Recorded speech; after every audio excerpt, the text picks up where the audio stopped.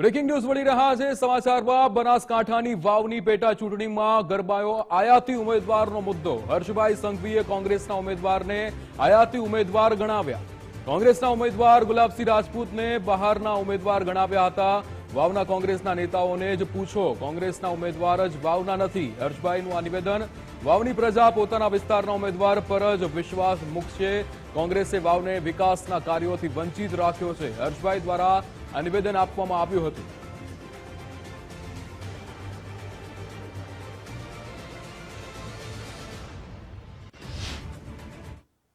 કે વાવના પોતાના અને વાવ ક્ષેત્રના દીકરાને આ વખતે જીતાડીને ગુજરાતની વિધાનસભામાં વાવના સૌ નગરજનોના વધુમાં વધુ કામ થાય અને એમને વિકાસના વધુમાં વધુ યોજનાઓનો લાભ થાય તે માટે લોકો નરેન્દ્રભાઈ ભૂપેન્દ્રભાઈના હાથ મજબૂત કરવા માટે તૈયાર થઈ ચૂક્યા છે।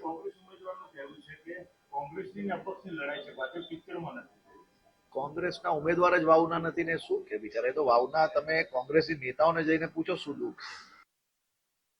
કમલેશ નાભાણી આપણી સાથે જોડાઈ ગયા છે। કમલેશ, જે રીતે આ બનાસકાંઠાની વાવની પેટા ચૂંટણીનો આ મુદ્દો હવે ગરમાયો છે, આયાતી ઉમેદવાર કહેવામાં આવ્યા છે હર્ષભાઈ દ્વારા। જી બિલકુલ, વાત કરવામાં આવે તો વાવની પેટા ચૂંટણી આવી છે ને પેટા ચૂંટણી અંદર કોંગ્રેસમાંથી ગુલાબસિંહ રાજપૂત, ત્યારે ભાજપમાંથી સ્વરૂપ ઠાકોર અને અપક્ષમાંથી માવજી પટેલે ફોર્મ ભર્યું છે। ત્યારે અત્યારે જે પેટા ચૂંટણી છે તે રહસ્યમય બની છે, કારણ કે જ્યારે પેટા ચૂંટણી થઈ છે ત્યારે સત્તાની અંદર વિપક્ષ જ બેસતું આવ્યું છે। ત્યારે આજે રહસ્યમય ચૂંટણી છે તેની અંદર હર્ષભાઈ સંઘવીએ બનાસકાંઠાની મુલાકાત હતી ત્યારે મીડિયા સાથેની વાતચીતમાં તેમણે જણાવ્યું હતું કે જે કોંગ્રેસના જે ઉમેદવાર છે ગુલાબસિંહ રાજપૂત તે મૂળ વાવના જ નથી, એટલે કે આયાતી ઉમેદવાર છે, તો પછી પ્રજા એમને કઈ રીતે ચૂંટશે।